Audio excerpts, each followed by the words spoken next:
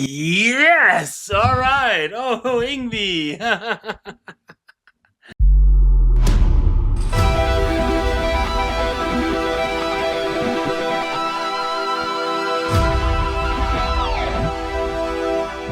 Yes, my dear guitar champion, as you can see, my dear Yngwie is quite excited.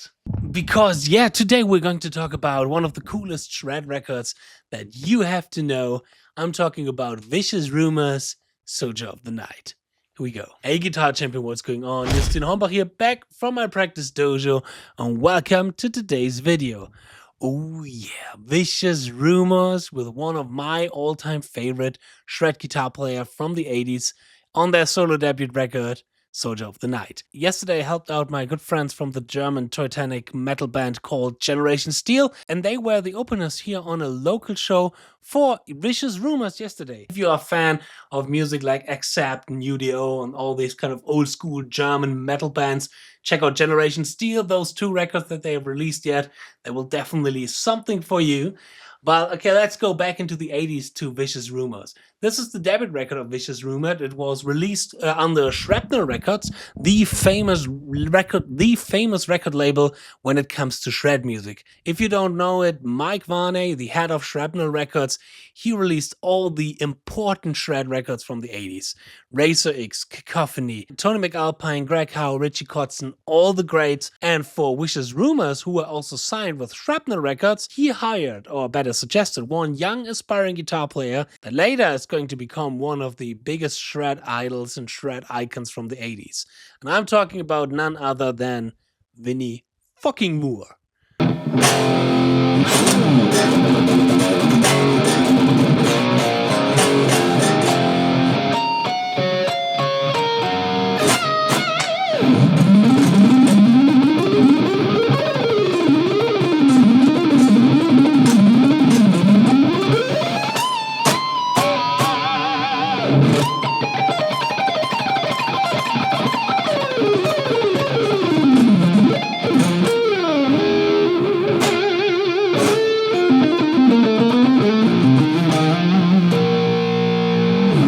First of all, it was really great hanging out with the guys from Vicious Rumours. They are really, really nice, really, really kind.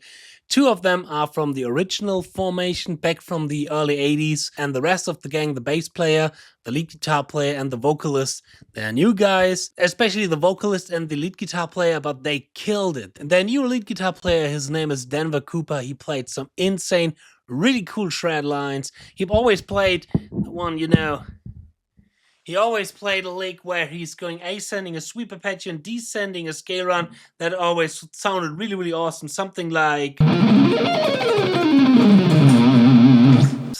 this. And as always, if you want to have the tabs for today's video, then check the link in the description box. There you can get it for free. I think the first formation was formed around 79, and then they got their first record label and first record deal with Shrapnel Records. And Mike Varney had a really famous column in one of the biggest guitar magazines from the States. This was named Spotlight, where he spotlighted young shred heroes from the next generation, like Paul Gilbert, Buckethead, and yeah, you name it, all of those now really famous shred guitar players, as well as Guthrie Govan, for example, when I remembered correctly, they were all in the Spotlight column. And as well Vinnie Moore. So he suggested Vicious Rumour to get this young shred guitar players to pimp their songs. And yeah, their three follow-up records, Digital Dictator, Vicious Rumours, and Welcome to the Ball, they were like the supreme Vicious Rumours records with much better songs on it. The songs from this first record, they are pretty cool. They are a little bit cheesy here and there, like the verse of Soldier in the Night. They are a little bit weird, progressive weird, like Domestic Bliss, or even a little bit scary, like Murderer. But one thing that really stood out in that record are the solo work from Vinnie Moore. And you have to believe, in 1985, Vinnie Moore was 21, And for that age, this shredding is really fucking insane.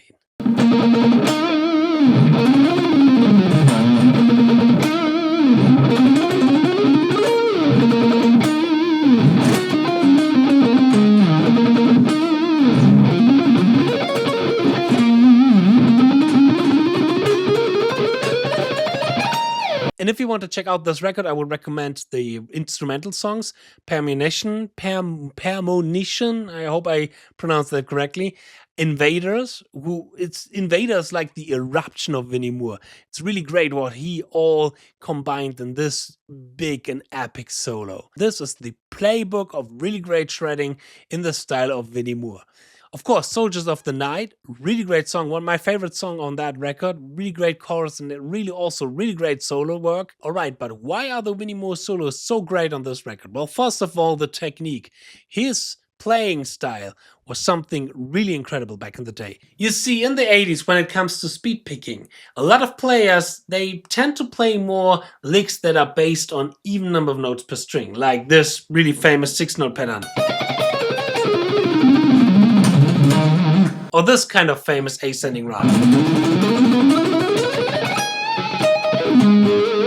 These are based on even number of notes per string, which means that every time when we have to make the string transition, we're doing it with the same pick stroke direction. Like for example, in the first example, it's always an upstroke.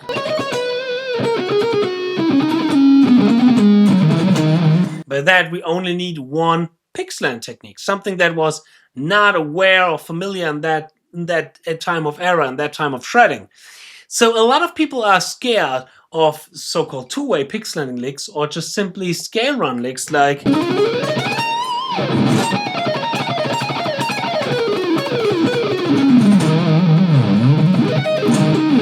because these kind of lines, they are much harder for the right hand, because every time when we have to do a string transition, we are going to do it with a different pick stroke direction, like downstroke, upstroke, downstroke, upstroke. And for that we need two-way pick slanting, upward pick slanting, downward pick slanting, upward pick slanting, downward pick slanting. But Vinnie, he was not scared or afraid from those licks at all. I mean, yes, Vinnie has a kind of controversial picking style. He's picking a lot out of his arm, which I would not necessarily recommend. This does not work for a lot of people. It worked for Vinnie. He was lucky that it works with this kind of technique. When you can play like Vinnie, or when you can play all the stuff that you always want to play, and you do it with an unconventional technique, go for it, don't change it. But I've seen so many people trying it with the arm and just failing it, me included. Because it's really hard to get precise, fine motor kind of movements when you're just playing it out of your arm. Again, it worked for some people, but in my experience as a teacher, 90% of all people, they fail using this technique. So I recommend, as always, the wrist technique. And if you want to know more about the beautiful art of speed picking, I highly recommend to check out the ZEN of Speedpicking, my big online masterclass about speed picking, where I show you with more than 50 licks, 10 etudes, 4 workouts for everybody who don't have much time on their hand, and a bulletproof 12-month practice plan, the best way to boost your playing to the next level. Check it out with a link in the description box, and if you buy the ZEN of Speedpicking now, you have the chance to get the ZEN of Sweeping, my big online masterclass about sweeping with more than 15 sweep etudes for 50% off. So don't miss that chance, check the link in the description box and get the ZEN of Speedpicking. Alright, back to Vinnie's playing. Well, another thing why Vinnie's playing was so iconic and so inspiring and modern back in the day is the usage of jazz and bebop lines. He definitely was influenced by, I would say, Joe Pass, Wes Montgomery, but also Allan Holdsworth. You can hear Allan Holdsworth in his phrasing. In the solo of March of Die, you can hear some really great legato playing, but also some really great phrasing, which is kind of Holdsworth inspired. You know, with using a lot of the trem arm and this kind of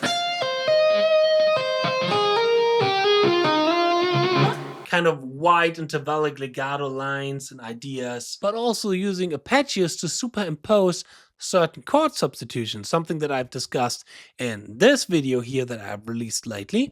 For example, G major arpeggio over E minor to create E minor 7th sound, together with some kind of bebop-esque chromatical approaches. In Riding Into the Sun, for example, he plays a lick which goes similar to something like And the third cool thing is his phrasing and the note choices that he's using, and especially the build-up to those notes. Because Vinnie, even back in the day at that young age, he was a master to play certain lines and to lead them to the perfect note. You know, sometimes shredders have the problem that they are playing a certain run, and that run leads into nowhere, into nothing. But Vinnie, he was a master to know, okay, this is my target now. This is where I want to land on. This is where I want to have a really great bending with some really nice vibrato on it. And so I play like, and he's landing on that note.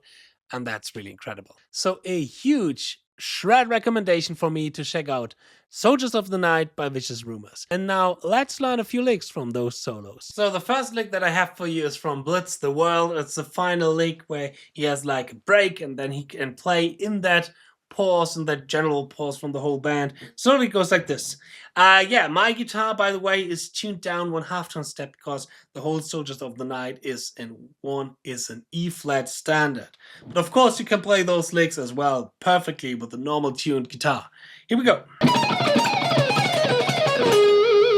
So here we have a pretty tricky but also really great lick. We're starting in E minor and we're resolving into A. And we're starting on the C in E minor. And then we're playing 6 notes, 1, 2, 3, 4, 5, 6, and then we're going horizontally with all the position shifts in it. So the next picking lick is inspired from the song Invader, and it goes like this.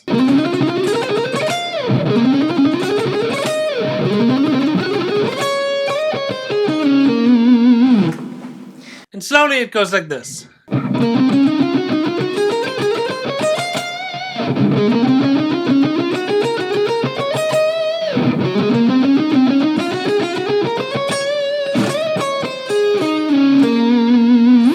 And here we have a simple sequence, an ascending sequence, which will use the upward pixelant playing because we always have to do the string transition with the downstroke, downstroke, downstroke, downstroke, downstroke. And we're taking this idea and just putting it one position below, and we're doing it 3 times. And then I do this in the A major arpeggio to represent B7 sus2 sus4. So this gives another really cool additional kind of fusion-esque vibe to it. The last lick that I have for you is a really cool sweeping lick from the first song, and slowly it goes like this.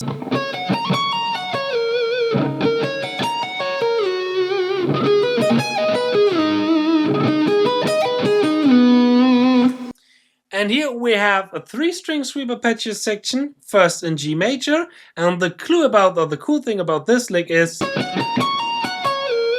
we're always sliding into the next inversion. So I start in this inversion here in G major, slide into the previous inversion. Then I play the previous inversion, starting here now on the 3rd, and sliding into the next inversion. Now I don't play the next inversion, I now go to the next arpeggio, the A minor arpeggio. Again, go to the slide into not your DMs, but slide into your next inversion.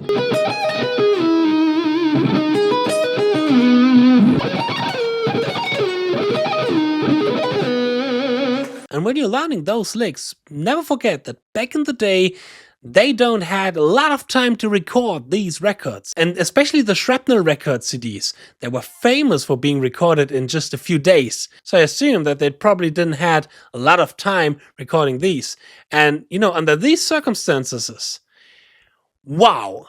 You know, this kind of performance with not a lot of time, you know, it sounds so easy and so fluent for Vinnie. And this showcased again what kind of a great player Vinnie Moore actually is. And that he's also really underrated. So he is one of my favorite 80s shred heroes. And I hope you will understand now why. I hope you liked this little video and this little excursus about Soldiers of the Night by Vicious Rumors. If you liked it, feel free, consider subscribing to this channel. I hope I'm going to see you in my next video. I wish you a lot of fun learning, practicing and mastering these licks. Cheers and power your progress.